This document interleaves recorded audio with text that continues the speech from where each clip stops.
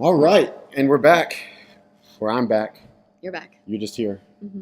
This is usually we have Kirby here with us today, but this is Jana. Jana's with us Hi. today. One of my good friends. I guess we've become good friends. Yeah, because I'm kind of cool. Yeah, I talk like I tell people that I think you're one of the people that I end up talking to more than my wife. Yeah, I think it spawned out of us making fun of each other.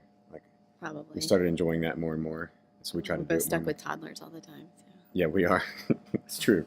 That's true. We understand that. So Jana is our sort of our main nutrition coach here, and something she kind of began this process with me really several years ago now. I guess we sort of discovered a new path to nutrition success together. Mm-hmm.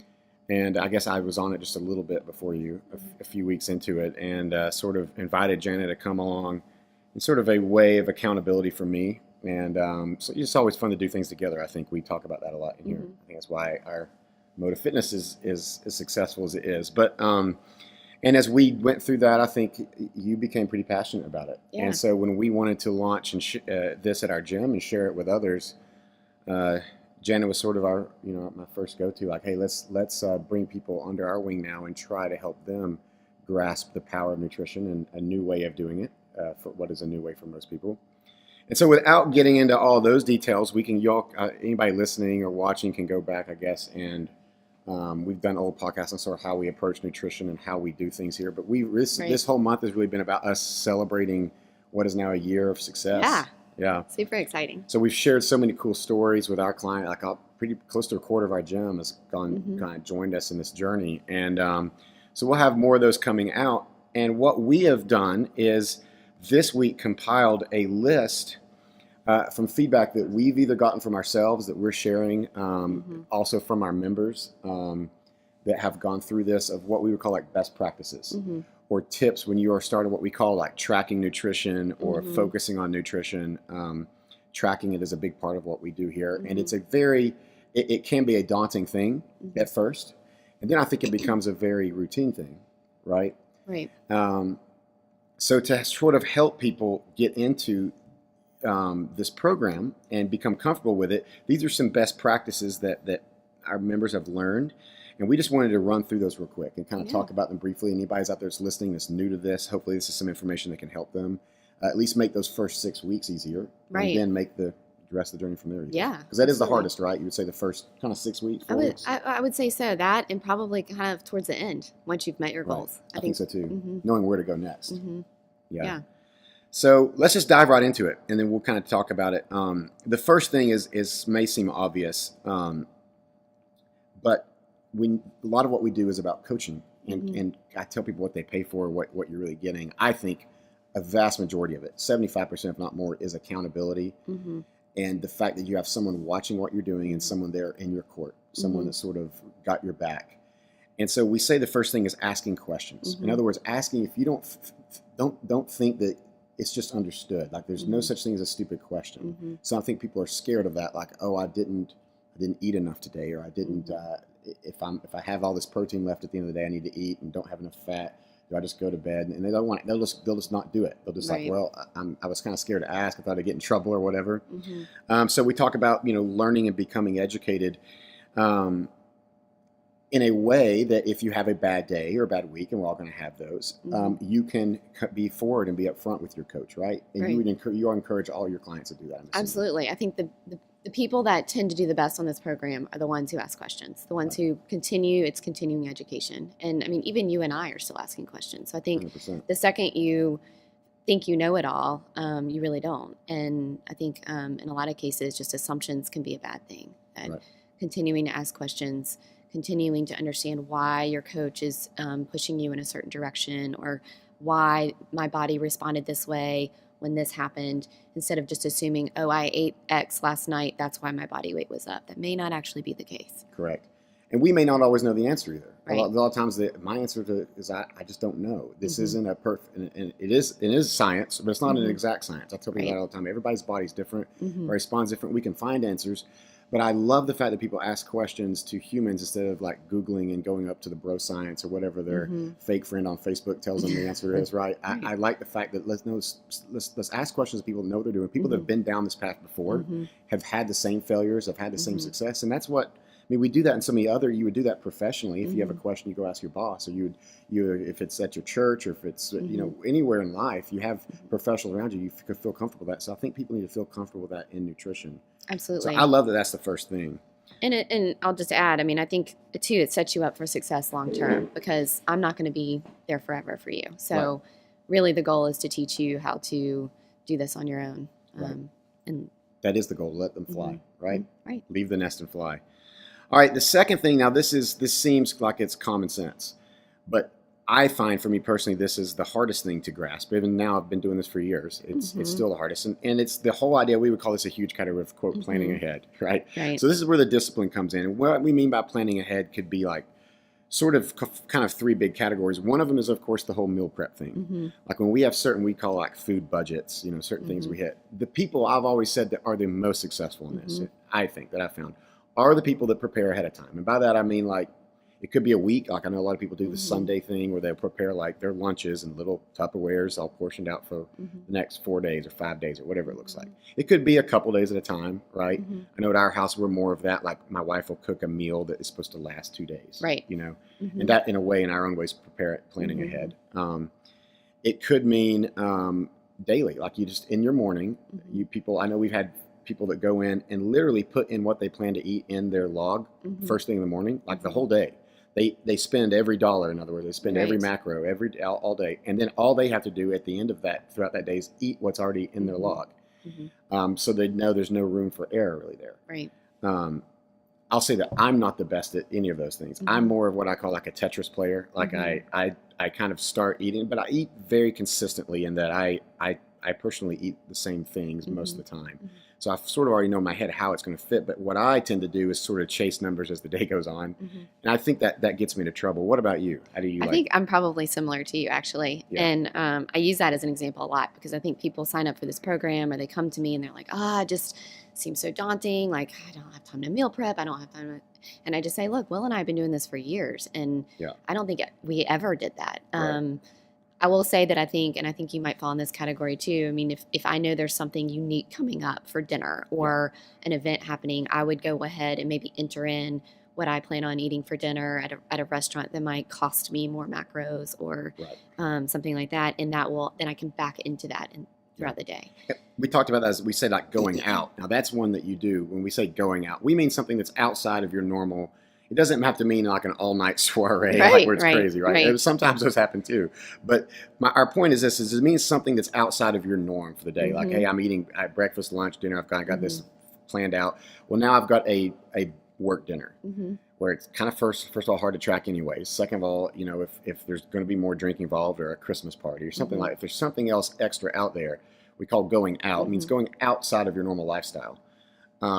Then those do need to be planned ahead. Yes. I think if you don't plan ahead, it's a recipe for disaster on that. It is. And really everything. I mean, the most successful clients are always going to enter in their information before they eat it. So whether that's at a conference, whether that's at a dinner out or at home, you don't just go eat the chili at home or eat the thing at the restaurant without putting it in MyFitnessPal. That is going to get you in trouble. Correct. So the most successful clients that people that succeed at this the most are the ones who enter in their information in MyFitnessPal before they eat it. Right. So it's just that alone is planning ahead.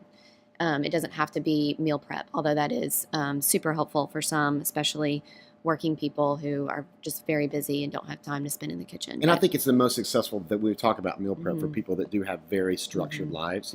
Like when we talked about us, like we're raising toddlers. Right. So our life is the opposite of what we call structured. Like you never know what you're going to get any given day. Chicken nuggets out of a car seat. Right. It could be that. Yeah, exactly. But it could be. But if the goal within for my life would get to a point where it would be, very predictable and structured. And I think we all have seasons where that's not the case, but when we can get there, those will lead you to the most success. And the last thing we say, like when we mean planning ahead, also from the accountability standpoint, checking in on time, set a reminder. Like if you're checking with your coaches on Saturday or Monday or whenever it is, like on Sunday night, be thinking about that. Oh, tomorrow I need to check in. Yeah. Like, I'm gonna get up at 8:00. Set a reminder on your iCal or however you do that, and you need to know that you're going to be taking pictures and measurements the next morning and shooting that stuff off to me. Right. The people who succeed at this the most are the ones who get me their information on their check-in day. Yeah. Some people get in such a rhythm that they're like, oh, I had a great week. I really don't need to send her that stuff. I'm so busy anyways.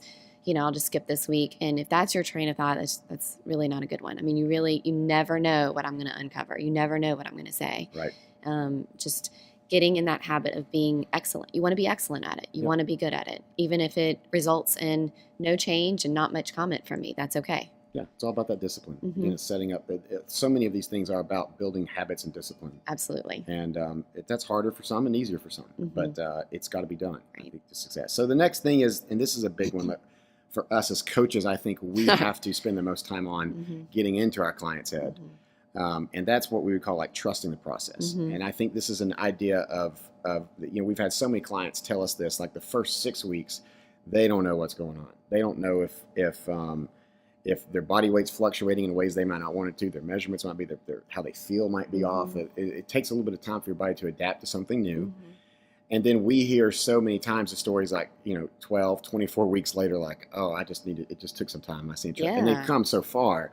And sometimes they don't see it because it's 1 week at a time. It's so gradual. But then you look at like a before and after picture and you're like, holy moly. Yeah. It's a little bit like parenting, kind of. It is. As a parent, you can see the big picture. As a child, you can't. And I think when you're, especially for those people who are struggling to lose weight, and they come on and they say, I mean, I've been in these shoes before personally. You come on and you go, yeah, but nothing's worked for me. Discipline isn't a problem for me. It's just I've tried everything and my body doesn't want to respond. And so you hesitantly get into this program and you're 3-4 weeks into this program and suddenly you're not losing at the rate that you think you should be or changing at the rate you should be. So you assume it's not working. And really it's just about time and trusting the process and trusting the coach. That whole concept of should be, what does that even mean? Yeah. Like, who told you what you should be doing? Right. I think when you're 17 and reading some magazine and you're eating Cheetos and losing weight. Yeah, I think that's what we should. Yeah, and so people need to realize that there is no such thing as should be in this. The body is a funny thing. It really is. It's a different animal. We all have goals, and we can get to those goals, but there's no. When people say, how much weight should I lose? And I'm like, what's that question mean? Should I lose? How much weight could you lose? Is that what you mean? Well, I don't know. You could lose a lot of weight. But I don't know what should mean. I don't know, how long this is going to take. I can't tell you. All I can give you is what your body needs, and we're good at that. We know that there is a process. If you will trust us and you will do your part, you will do what we ask you to do, hit your numbers, check in on time, make some positive changes in your life, then what you could do is actually probably beyond your wildest dream. Like you wouldn't believe what you could do. And we've seen people in here that's the case. Like they never even thought they've surpassed their goal and having to think of new things. So what do I want out of this now? Right. So that's really fun, but it is such a process, and I think that's very daunting. Is don't be in a hurry. Good change happens slowly. I always say it happens gradually and suddenly. Yeah. Because it's 24 weeks is very gradual. For me, like 2 or 3 years is pretty gradual. Yeah. But when I mean suddenly, then suddenly you wake up one day and you see an old picture of yourself and you're like, holy moly. Yeah. Like suddenly I'm a different person. But it wasn't suddenly. It was 3 years. It was a gradual process. So it's don't be in a hurry. Don't be in a hurry. Trust it. Transparency with the coach. We kind of talked about this a little bit up at the front, but more so than being on time, being disciplined, this is more like being honest. And this is hard. This is like I think everybody's guilty of this. Like you go out, you blow out your macros, or you do whatever happens, and then the next day or the next week we see the log and like, oh, she had a perfect week, great numbers, or and you're like, but something was off. Like the results didn't happen. Like what happened on Wednesday? Like you woke up Thursday 2 pounds heavier. Now we know you're not 2 pounds fatter, but like, so what happened there? And you turn out, oh well, there was a concert, and this and this and like, well, why didn't you just tell us that? We need to know what's happening. Right. If you've done a lot of estimating, maybe you think your numbers are correct, but I have several clients who are really good at putting in the comment section, just had a lot of estimating yesterday, not sure if this is how accurate this is. That is the transparency we need. Yep. I see a lot of holes in people's logs on situations like that. And the people who do that, you just don't have as much success. You need to stare the numbers in the face. Right. You need to see what you ate, and you need to see what you consumed so that you can see the result and so that I can coach you properly. Right. so I can make adjustments properly. Because usually if I see holes, I'm going to sort of assume the worst. Yeah. And it may not be as bad as it was. I've always told, my clients, I've always told, look, I would rather you put, I don't care if you ate 300 grams of carbs too much. I don't care what happened. I'd rather you at least put that in there. Mm-hmm. Or if you have no idea, then put X's in there or something. Then put a fake number. I don't want to see a fake number. That's lying. And I think truth always wins in every scenario. So if you have no idea, just say, okay, I have no idea on this day. You're not going to get yelled at. We're not going to come to your house and break your computer. Like we're not. It's. But at the same time, we are going to say something like, okay, life happens. Like nobody's perfect. And at the very beginning of this, we tell everybody we don't expect 100%. We expect an A effort. I think it was when I was in college school. That's a 90% or more. Right. Hey, if you give us a 90% effort, you will win. It doesn't mean 100%. So you're going to have mess ups, and we understand that as coaches, and we can help you through that. Obviously, we want to minimize those, pursue excellence in that. Right. But we can't do that if you're lying to us. Right. We can't. It just won't hit it. The other thing is, and this is kind of part of that too, focus on hitting your numbers daily, no matter what. This is a quick one in that it's just like a budget. I use this example all the time, but it's just like every month, if you've got a budget at your home, you're trying to save money, you're trying to get out of debt, you're trying to do whatever you're doing. Hit the numbers. Like don't go spend the money that you don't have. Right. And the same thing. This seems like common sense, but where I think people get confused is they do have a bad day or whatever, and then sometimes they try to do the yo-yo thing. Like, well, I went way over today, so tomorrow I'm going to go way under. Right. And then this turns into this cycle back and forth, and it becomes the really definition of yo-yo dieting. We've talked about this before. We don't have to go too far into that, but it's yo-yo dieting is like yo-yo budgeting. Like there's no one that becomes financially successful from that. Like overspending, saving, overspending. Like that's not a cycle. It's the same thing with nutrition. Same thing with fitness. You can't go work out. I'm going to take a month off. Work out, month. Like, come on. Consistency. I always tell people, if you do your part, I'll do my part. You trust the process. All I ask you to do is hit your numbers, and you will succeed. And it's one day at a time. It's not like we're asking you to bite off all 24 weeks at the first part. Like it's one day. It's all we're asking for, one day at a time. And hitting your numbers means also consuming all your macros. I think probably my biggest pet peeve is when people leave macros on the table. They undereat. You should be checking your log and go, oh, I still have 10 grams of protein and 5 carbs. Eat it. Go eat it. I don't care if it's 11 o'clock. And there's at reasons night. for that. We know there's reasons, like metabolically and from your hormone system. Like there's reasons we need to be consistent. It has a lot to do with setting your metabolic rate and how your body starts responding over time. When we can be consistent, then data becomes predictable. When it becomes predictable, then we can manipulate it. We can't manipulate a roller coaster. Right. We can't make that work. No. So yeah, that's enough there. And so the last thing, this is my favorite one to talk about. Yeah. And we have so many clients that have, everybody's different in this realm. So that's what I love about it. When I say there's not an exact science, this is it. And that is having goals and continue to set them. This is where the individuality of this program comes out. And it's my favorite thing because everybody walks in here with different goals at the beginning. There's people that obviously need to lose weight. That's a lot of it, right? That's a lot of this country. Usually people's first goal. Yes, usually people's first goal. I need to lose weight. I need to get leaner. There's people, but we have certainly people that isn't their goal necessarily. Their goal is I want to get stronger. I want my performance in this or that to go, or I want to feel better. I want to sleep better. I mean, it could be tons of different things. And as the journey goes on, those goals can change. This is what really makes it fun. It's like, okay, I've kind of hit the goal. Like I feel good about my weight now. I feel good. Like when I look in the mirror, I feel confident. I feel beautiful. I feel whatever that word is for you. Now how can I let this filter into other areas of my life? We've had clients say, well, it stopped being about weight, and now it was like a game of, hey, I don't want to drink anymore. Like I'm cutting alcohol out, and like now that's the game I'm playing.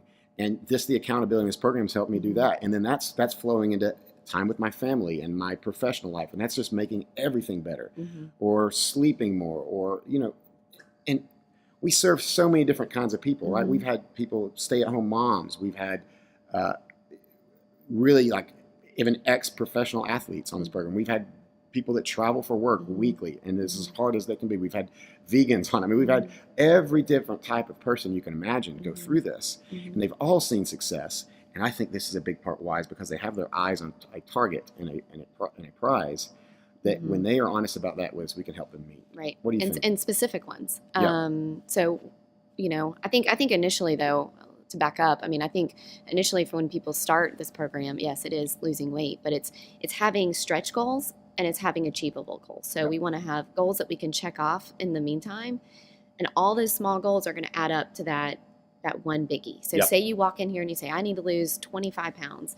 Well, we're going to have all these small goals and check off all these small goals. And next thing you're going to know, you've hit that big goal. Yeah. But really it's getting specific. So once you start finding success and you're losing weight, then all of a sudden things start becoming more important to you, like you said. So all of a sudden you want to hit a better mile time. Yeah, We've seen this with clients, you know, oh wait, I just surprised myself with that. Well, I wonder if I can do this Wasn't now. even trying. Wasn't even trying. Yeah. I want to see if I can do 10 pull-ups in a row. I want to see if I can do a body weight snatch. Getting specific like that is something that's going to drive you to success. Yeah. And it might be something that is achievable short term. It might be a goal that's achievable long term when you get specific like that. But I think it's really important, and I think it's also important once you meet those goals. So once you've been doing this for a couple of years, and maybe you've met the majority of your goals, we talked about kind of the hardest part of this program might be at the beginning. It also is kind of around this part. Right. And I think really just continuing to set goals and pushing yourself forward. Right. Never being satisfied. Right. So, okay, yeah, I got that one movement, but now I'm going to try for something else, or now I'm going to try to do 10 of those in a row, or, you know. And it's a fine line. We talk about this, like, personally, you and I talk about this a lot, and I love it. It's you made that, like, never be satisfied, always be hungry. That doesn't mean don't feel like you're never good enough. Right. It's opposite. Absolutely, you've met your goals. You should be celebrated. You should be so proud, and you are good enough. You're good enough when you started. This isn't a thing like, hey, this is becoming a complex now. Like now I'm obsessed, and it's like I'm on this journey that never ends. No, that's not what we're talking about. You are good enough, but there's also this pursuit of excellence. The idea of that is that you can also always be better at something. That might not mean you need to lose any more weight, or that, you know, that just might mean that, again, I want to sleep better. I want to do, you know, I want to have more quality time with my family. I want to, you know, whatever it is. And can nutrition form that, you know, help shape that? And that's important. And I think that personally, this has been my favorite part about it, because my goals have changed. Your goals have changed. I mean, you started a lot of this, then got pregnant, had a baby. I mean, this is literally what happened with you. So it's like your goals had to change, like physically. Like, well, my goal now can't be I'm pregnant. I'm about to have a baby in 9 months. My goal can't be to lose weight right now. Right. And probably not going to get 10 muscle ups. I'm not going to do all whatever it is. And me as a fitness, my favorite part about it is when we have clients that you might be coaching, and then that I can help coach inside the gym. We're talking about our clients that are members here, and, you know, involved in style fitness. When then I can help them pursue those performance goals. And in my head, I can change. Like my goal is to, you know, I'll just make up, like, I want to back squat 200 pounds. Well, what can you back squat now? 100 pounds. Okay. So then your goal is 200 pounds, and that's that stretch goal we're talking about. Well, then I know in my head, like, well, my only goal for that person is to get them to 120. And then when that happens, now as a coach, like, oh, I'm going to figure out a way to get them to 140. Right. And then over time, myself, I'm diving into their life, and I'm managing those micro goals to get them there. But they have their eyes on this prize at the end. And with enough time, with enough work, us working together, there hasn't been a goal out there that we haven't been able to hit. Right. So we haven't had a failure really yet. And that's so cool. It's super cool. And again, applicable in every area of your life. This isn't just nutrition. This could be in your life at home. This could be in your career. This could be in your spiritual walk. This could be in so many different things. Again, it's not that you're not good enough. It's not that it's not that you haven't succeeded because you have more goals you haven't met. No, you have succeeded. The success is in that journey. Right. That is the beauty of it. That's what pursuing excellence is. It's just that the journey is never complete. That's life. Until we die, our journey is not complete. And you kind of don't want it to be, because it's fun. Yeah, you want to keep going. So cool. Well, that was it. We that's just a kind of a short list of things that we've had shared with us and that we want to share with everybody else. My favorite part, by the way, I just want to tell you, is at the end when you wrote on this sheet, you said, where was it? Right here. Also to continue to make goals after you meet your current ones, and you spelled meet, MEAT. Oh gosh. See, that's nutrition coaching 101. That's like you're living it. You're living it. You put meat in there. Was that me? I think you were thinking about protein. Was that you, McCall? I don't know. Whoever it was, I would be very, very ironic if it was McCall, because he doesn't eat meat. It would be ironic. It's likely that it was me, but it's likely that it was me. Thank you for pointing that out. Yeah. I now feel I noticed. great about myself. Well, we're going to leave it. I think it's perfect. It's really applicable. Thank you. All right. Well, thank you, Jana. Thank you for all your hard work. Yeah. And we'll be back, I think, next week with another interview, maybe in 2 weeks, with one of our members to talk about their experience with us. So it's going to be fun. Awesome. So stay tuned. Exciting. For that. All right. Thank you. Bye.